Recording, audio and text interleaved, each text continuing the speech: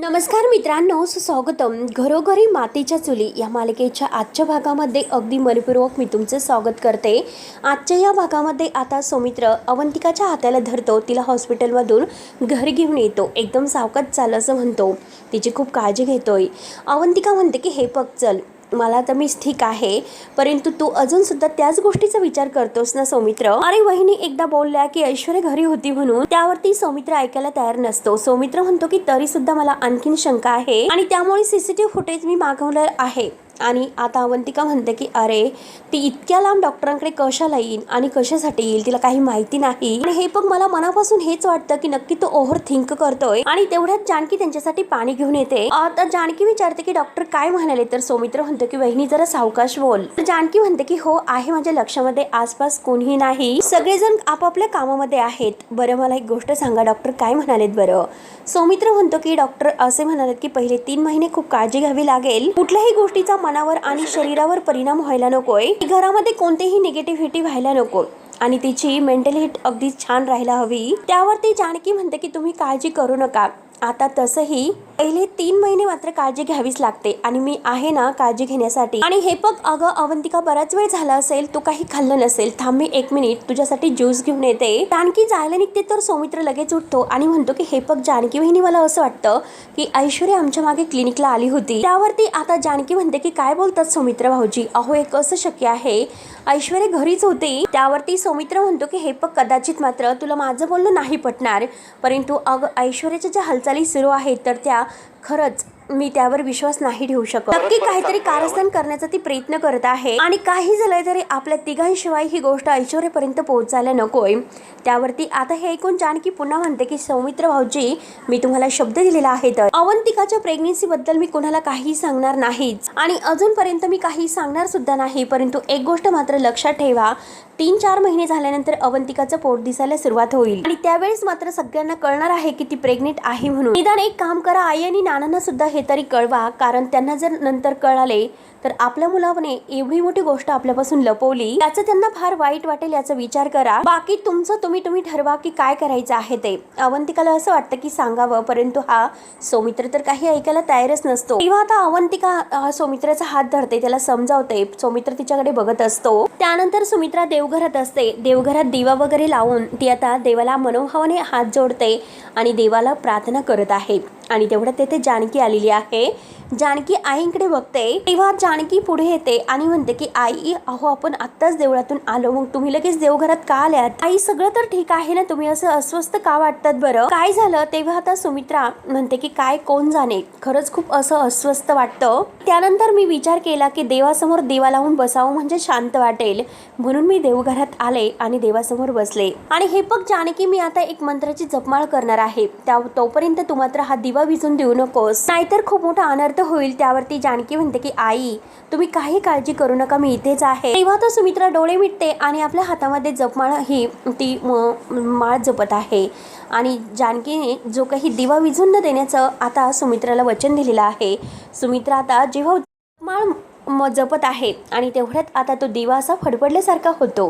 जानकी आपल्या दोन्ही हाताने आता तो दिवा विझण्यापासून वाचवते आणि विचार करते की आज असं का होत असेल, दिवा असा का फडफडत असेल, नक्की हे काय संकेत देवी आई दाखवत असेल. आणि आईंना सुद्धा इतकं अस्वस्थ वाटतं, नक्की काय झालं, काय घडणार आहे बरं. आणि जानकीला तेवढ्यात आता दिव्याचा थोडा चटका सुद्धा बसतो. जानकी स्वतःला सावरते आणि परत दोन्ही हात आपले दिव्याला असे आडवे लावून तिला आता जोगतिनीचं बोलणं आठवतं.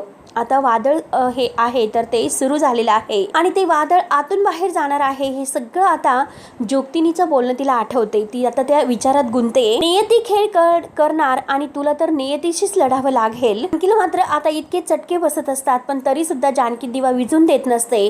हात थोडेसे बाजूला करून मात्र जानकीला खूप त्रास होत आहे, पण तरी आता आईंची जपमाळ कधी मोजून होते तिचं लक्ष असतं आणि तो दिवा ती विझून देत नाही. आता मात्र आईंनी जो काही जपमाळ आहे तर ती झाल्यानंतर आता आई पुन्हा जानकीचा हात धरतात, कारण जानकीने आपले हात मागे घेतलेले असतात, दिवा विझून न दिलेला असतो.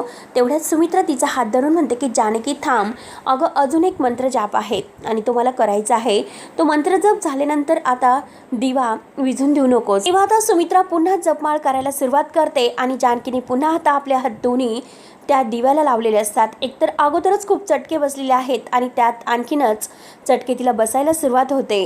जानकीची एक प्रकारे कसोटी आता ह्या देवाने सुरू केलेली असते. तरी सुद्धा जानकी सगळा त्रास सहन करते. जानकी आता देवाला म्हणते की देवा, हे बघ, सगळं काही आता तुझ्याच हातामध्ये आहे. जे काही आहे तर तुझ्याच हातामध्ये आहे. त्यानंतर मात्र इकडे आता अवंतिका बाहेर बसलेली आहे आणि तिचं काहीतरी काम सुरू असतं. आणि तेवढ्यात आता ह्या ऐश्वर्याने काय केलेलं असतं, ऐश्वर्याने आता इतके काही टेडी गिफ्ट्स वगैरे सगळं काही आणलेलं असतं. आणि आता अवंतिकाला ती दरवाजातून आवाज देते. खूप काही गिफ्ट इतके आणलेले आहेत की आता ऐश्वर्याला घेतासुद्धा येत नाही. ऐश्वर्याने सगळे असे धरलेले आहेत आणि अवंतिका जेव्हा तिच्याकडे पाहते आणि त्याच वेळेस आता अवंतिकाला फार मोठा धक्का बसतो. सगळे काही गिफ्ट्स ती टेबलवर ठेवते आणि म्हणते की अवंतिका, हे सगळे गिफ्ट्स तुझ्यासाठी. त्यातील प्रत्येक एक एक गिफ्ट्स काढत असते आणि म्हणते की अवंतिका, हे सगळं तुझ्यासाठी. आणि ते गिफ्ट आहे तर ते टेडीचं गिफ्ट ती आता लगेच अवंतिकाच्या हातात देते. अवंतिकाला काही कळत नसतं की नक्की ऐश्वर्याचं काय सुरू आहे. ऐश्वर्या का आपल्याला गिफ्ट देत असेल. खूप काही खेळणीचे बॉक्स सुद्धा तिने आणलेले आहेत आणि बघ ही खेळणी आणि छान अशी लहान मुलांची खेळणी ती वाजून दाखवते. अवंतिकाला खूप मोठा धक्का बसतो. अवंतिकाच्या डोळ्यात पाणी येते. अवंतिकाला असं वाटतं की ऐश्वर्याला जी गोष्ट कळायला नको होती तर ती कळालेली आहे. आता सौमित्र काय बोलेल, सौमित्राला काय म्हणजे तो ऐश्वर्याचा अपमान करेल याची भीती वाटत असते. अवंतिका धक्क्यानेच मात्र आता ह्या ऐश्वर्याकडे पाहत असते. ऐश्वर्या आता तिने आणलेले प्रत्येक बॉक्स उचकून दाखवत असते आणि म्हणते की आणखीन एक असं क्यूट असं सरप्राईज आहे अवंतिका. आणि ते बॉक्स ती उचकते आणि त्यामध्ये मस्त बाळाचे छोटे छोटे कपडे असतात. ते बाळाचे कपडे ती आता अवंतिकाला दाखवते आणि म्हणते की हे बघ, अजून एक कलर आहे तर. आणि बघ ना किती सॉफ्ट आहे, खूपच छान आहे. बघ ना अगं अवंतिका, किती मस्त आहे बरं. अवंतिकाला मात्र आता हे सर्व सहन होत नाही. आता ऐश्वर्या बिचारी खुश होऊन सर्व दाखवत असते. अवंतिका लगेच रागाने उठते आणि ऐश्वर्याला म्हणते की हा सर्व काय प्रकार आहे ऐश्वर्या, तू ही सगळं खेळणी, हे सगळे गिफ्ट्स वगैरे का आणलेत बरं. वरती आता ऐश्वर्या म्हणते की ए लबाड अवंतिका, तुला काय वाटलं की मला कळणार नाही म्हणून. सगळे काही कपडे, ही सगळे काही खेळणी आहे तर ते आपल्या घरात येणाऱ्या नवीन पाहुण्याच्या स्वागतासाठी आहे. आता स्वागतासाठी म्हटल्यानंतर आता अवंतिकाला फार मोठा धक्का बसतोय. ऐश्वर्या बिचारी हसत असते, तिला आनंद झालेला आहे आणि विचारते की छान आहे ना सर्व. काय झालं अगं अवंतिका, मला कळालेलं आहे की तू आई होणार आहे. आता हे ऐकल्यानंतर अवंतिकाच्या पायाखालची जमीन सरकते. तिला खूप मोठा धक्का बसतो आणि धक्क्यानेच ती ऐश्वर्याकडे पाहत असते. आणि ऐश्वर्या खुश होत म्हणते की अवंतिका, कॉंग्रॅच्युलेशन्स. आणि तुला माहिती नाही मला किती आनंद झाला असेल. आय एम सो हॅपी म्हणून ती अवंतिकाला घट्ट मिठी मारते. तिला इतका आनंद होतो की काय करावं काहीच कळत नसतं. इतक्या आनंदाने ती उड्या मारते आणि Avantika I am so happy असं करत असते. तेव्हा अवंतिका धक्क्याने आणि रागानेच विचारते की ऐश्वर्या, तुला हे सर्व कसे कळाले. त्यावरती ऐश्वर्या आता खरं बोलते. ऐश्वर्या म्हणते की ऍक्च्युली कसं आहे की तुम्ही जेव्हा क्लिनिकमध्ये गेला होतात तेव्हा मी तुमच्या मागे मागे आले होते आणि त्यावेळेस मी डॉक्टरांचं बोलणं ऐकलं आणि तेव्हा मला कळाले की तू प्रेग्नेंट आहे म्हणून. ऐकून अवंतिका म्हणते की काय बोलतेस ऐश्वर्या. आता ऐश्वर्या का स्वतःचे कान पकडते आणि आय एम सॉरी अवंतिका म्हणून तिची माफी सुद्धा मागते. हे बघ अवंतिका, हे सर्व मी मुद्दामून नाही केलं. आय नो मी खूप चुकीचं वागले, मी चोरून तुमच्या मागे मागे आले आणि मी असं करायला नको होतं. परंतु माझ्यावर विश्वास ठेव की मी कधी हे सगळं वाईट हेतूने नाही केलेलं आणि मुद्दाम सुद्धा नाही केलेलं. त्यामुळे प्लीज तू माझ्यावर विश्वास ठेव. मागच्या वेळेस तुला माहिती आहे की जेव्हा तू चक्कर येऊन पडली होती तेव्हापासून मला हेच जाणवत होते की नक्की काहीतरी तुम्ही माझ्यापासून लपवतात. आणि हे पण मी मुद्दाम खरंच केलेले नाही आणि वाईट हेतूने सुद्धा केलेले नाही. मागच्या वेळेस तू चक्कर येऊन पडली होती तेव्हापासून मला हेच जाणवत होतं की तो सौमित्र भाऊजी आणि जानकी बहिणी काहीतरी माझ्यापासून लपवतात. आणि सतत मला तुझी काळजी वाटत होती कारण तुझी तब्येत जास्त बिघडलेली आहे की काय, कोणाला चिंता वाटेल म्हणून तुम्ही याबद्दल सांगत नाही म्हणून. आणि हे बघ अवंतिका, हे सगळं काही केलं मी ते तुझ्या काळजीपोटी केलं. यामागे माझा कोणताही स्वार्थ वगैरे काही नव्हता. तू प्लीज माझ्यावर विश्वास ठेव. आणि हे बघ एक गोष्ट मी तुला सगळं काही खरं खरं सांगते कारण मी इतकी आता तू प्रेग्नेंट आहे ह्या ऐकल्यानंतर इतका मला आनंद झालेला आहे. काय सांगू की खरंच आय एम सो हॅपी. आणि तेवढ्यात तेथे जानकी येते आणि जानकीने ते खेळण्या वगैरे सगळं काही पाहिलेले असतात. जानकीला आता आणलेले हे सगळे गिफ्ट्स बघून मात्र खूप मोठा एक धक्का बसतोय. लहान बाळाचे कपडे वगैरे, खेळणी, टेडी वगैरे हे सगळं जेव्हा आता जानकी पाहते, जानकी पाहतच असते. आणि तेवढ्यात ऐश्वर्या आणि अवंतिका समोरच असतात. ऐश्वर्याला फार आनंद तिच्या चेहऱ्यावर आता जानकीला दिसलेला आहे. जानकीला आता म्हणजे चांगलंच आहे की ऐश्वर्याला माहिती झाले, परंतु सौमित्रला आता हे जर कळालं तर अवघड होईल. जानकी म्हणते की अवंतिका, सगळी काही हे खेळणी गिफ्ट्स वगैरे हे सगळं काय प्रकार आहे बरं? त्यावरती अवंतिका सुद्धा खूप घाबरलेली असते. अवंतिका पूर्णपणे शॉक होऊन आता त्या सगळी खेळणी वगैरे त्यांच्याकडे पाहत असते. दोघी मात्र आता ऐश्वर्याकडे पाहत असतात आणि ऐश्वर्या त्यांच्याकडे खोशून बघत असते. अवंतिका पुढे येते. अवंतिका जानकी वहिनींना म्हणते की जानकी वहिनी, ऐश्वर्याला सगळं कळालेलं आहे. हे ऐकल्यानंतर आता जानकीला फार मोठा धक्का बसतो. जानकी म्हणते की काय बोलते अवंतिका? अवंतिका धक्क्याने मात्र वहिनींना मान डोलावून हो असं म्हणते. जानकीला फार मोठा धक्का बसतो आणि ऐश्वर्या बिचारी तिने आणलेले सगळे गिफ्ट्स वगैरे आहे तर त्याकडे खुश होत पाहत असते आणि तो टेडी उचलते आणि इतका तिला आनंद झालेला आहे ती धावतच आता त्या दोघींजवळ येते आणि जानकीला म्हणते की हो जानकी, मला फारच आनंद झालेला आहे, खूपच मला आनंद झालेला आहे, काय सांगू, आपली अवंतिका प्रेग्नेंट आहे. I am so happy. आणि बघ ना, मी तिच्यासाठी टेडी सुद्धा आणलेला आहे, बघ ना किती छान आहे. आता दोघी धक्क्याने पाहत असतात. दोघींच्या तोंडामधून काही शब्द तर निघतच नसतो की नक्की आता हे सर्व काय सुरू आहे. आता ह्या ऐश्वर्याला हे सगळं कळायला कुठून, हे सगळं काही आता ह्या पाहत असतात. आणि बघ ना अगं, अवंतिकाच्या बाळासाठी जानकी मी काय काय घेऊन आले. बाळासाठी खेळणी आणली, टेडी आणली, कपडे वगैरे सगळं काही घेऊन आलेले आहे. इतकी खेळणी बघ, बाळाला किती आवडेल. आणि ते कपडे बघ ना अगं, जानकी किती सॉफ्ट आहे, किती छान आहे बरं. आता हे सर्व ऐकल्यानंतर जानकी म्हणते की म्हणजे सौमित्र भाऊजी म्हणत होते ते अगदी खरं आहे. आणि जानकी ऐश्वर्याला विचारते की ऐश्वर्या, तू त्यांच्या मागे मागे हॉस्पिटलला गेली होती का? त्यावरती आता अवंतिका काही बोलत नाही, परंतु आता ही जानकी जे काही तिने ऐश्वर्याला विचारलेलं आहे त्याबद्दल विचारते. ऐश्वर्या म्हणते की हे बघ, आय एम सॉरी जानकी, परंतु तू जे काही विचारते ना ते अगदी खरं आहे, मला माफ कर, माझ्याकडून चूक झाली, मी खरंच त्यांच्या मागे हॉस्पिटलला जायला नको होतं, परंतु मी हॉस्पिटलमध्ये गेले आणि त्यानंतर मला इतकी मोठी गुड न्यूजही कळालेली आहे आणि त्यामुळे खरंच मला माफ कर. यामागे माझा काही स्वार्थ वगैरे नव्हता, मला अवंतिकाची जास्त काळजी होती आणि तिच्या काळजीपोटी मी तिच्या मागे मागे गेले होते. कारण मागच्या वेळेस अवंतिकाला जेव्हा चक्कर आली होती तेव्हा मला सगळं समजलं होतं की तुम्ही नक्की माझ्यापासून काहीतरी लपवतात म्हणून. आणि मला असं वाटत होतं की सारखं तुम्ही माझ्यापासून काहीतरी लपवतात, नक्कीच काहीतरी असं आहे की ते लपवलं जात आहे, तुम्ही मला त्याबद्दल सांगत नाही, म्हणून मला संशय आला होता. आणि नक्की असं काय लपवतात ते शोधण्यासाठी मात्र मी तिच्या आणि सौमित्र भाऊजींच्या मागे हॉस्पिटलला गेले होते. आणि याबद्दल मी माफीसुद्धा मागते की माझा काही हेतू नव्हता, मला फक्त माहिती करून घ्यायचं होतं की नक्की हे सर्व काय आहे ते. बाकी खरंच माझ्यावर विश्वास ठेवा की मला असं काही करायचं नव्हतं, बाकी खरंच माझ्या मनामध्ये काही नव्हतं, प्लीज माझ्यावर विश्वास ठेवा. आणि तुम्हाला काय वाटलं की मला आता अवंतिका प्रेग्नेंट आहे हे ऐकल्यानंतर वाईट वाटेल, परंतु प्लीज माझ्यावर विश्वास ठेवा की हे असं खरंच काही नाही. मी तुम्हाला सांगते की अवंतिका खरंच आई होणार आहे. ऐकून मला इतका आनंद झालेला आहे जानकी, मी काय सांगू की आपल्या घरामध्ये कोणीतरी एक पाहुणा येणार आहे, खरंच कोणीतरी पाहुणा येणार आहे. आय एम सो हॅपी की अवंतिका प्रेग्नेंट आहे. आय एम सो हॅपी म्हणून तिला इतका आनंद होत असतो, ती खूपच अगदी आनंदाने उड्या मारत असते की काय कसं सांगू जानकी, अवंतिका मला इतका आनंद झालेला आहे की काय करू आणि काय नाही अशी माझी अवस्था झालेली आहे. आपल्या घरात एक छोटंसं बाळ येणार आहे, बघ ना किती आनंद होत आहे, किती छान वाटेल सगळं काही. त्यावरती जानकी म्हणते की हे बघ ऐश्वर्या, मी तुझा आनंद समजू शकते, खरंच मला आनंद सुद्धा वाटतो की तुला खूप आनंद झालेला आहे, परंतु एक गोष्ट मी तुला सांगते की प्लीज मात्र तू हा जो काही तुझा आनंद आहे तो मात्र तुझ्या पुरताच ठेव, बाकी कुणाला याबद्दल काही सांगू नको, घरातील कुणाला काही कळायला नकोय. आणि हे बघ जे काही आहे तर ते फक्त आणि फक्त आपल्या तिघीमध्ये असेल, त्यामुळे तू प्लीज कुणाला याबद्दल सांगू नको, प्लीज मी तुला अगदी हात जोडते.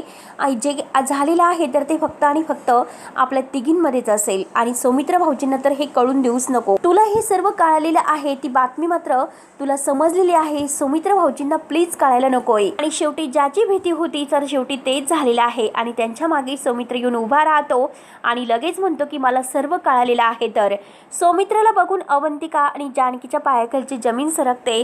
ऐश्वर्याला सुद्धा फार मोठा धक्का बसतो. सौमित्र म्हणतो की मला सगळं काही कळालेलं आहे. आणि हे बघ जानकी बहिणी, तू तर अगदी छान असं सजेशन देते ऐश्वर्याला आणि ह्या ऐश्वर्याने तुला इतकं घोळात घेतलेलं आहे की तू मात्र गोष्टी माझ्यापासून लपवण्याऐवजी आता तिच्यापासून सुद्धा लपवत नाही, म्हणजे माझ्यापासून लपून ठेवते आणि तिला सगळं काही सांगते तर. आणि व्हेरी गुड वहिनी. त्यावरती जानकी आता बोलणार की भाऊजी, परंतु सौमित्र म्हणतो की हे बघ, मला आता कोणतंही एक्सप्लेनेशन देऊच नकोय. कोण कसं आहे मला हळूहळू कळायला सुरुवात झालेली आहे. आणि हे बघ, ही गुड न्यूज मात्र मी अशामुळे तिला देऊ नको म्हटलं की कारण ही जी काही गुड न्यूज आहे तर ती कुटुंब सोडल्यात बाहेरपर्यंतच्या लोकांपर्यंत जात नाहीत. आता सौमित्राच्या या बोलण्याचा मात्र ऐश्वर्याला फारसा धक्का बसतो. तिला वाईट वाटतं, तिचा चेहरा पूर्णपणे पडतोय. आता सौमित्र डायरेक्ट म्हणतो की हिची सावली सुद्धा माझ्या सुखावर मला नकोय, अगोदरही नको होती आणि आता सुद्धा नकोय, आणि त्यामुळे मी वहिनी सांगतो की ह्या बाईला माझ्यापासून लांबच ठेव. आणि आता मात्र सौमित्र इतका भडकलेला असतो, ऐश्वर्याच्या हातातील टेडी हिसकावून घेतो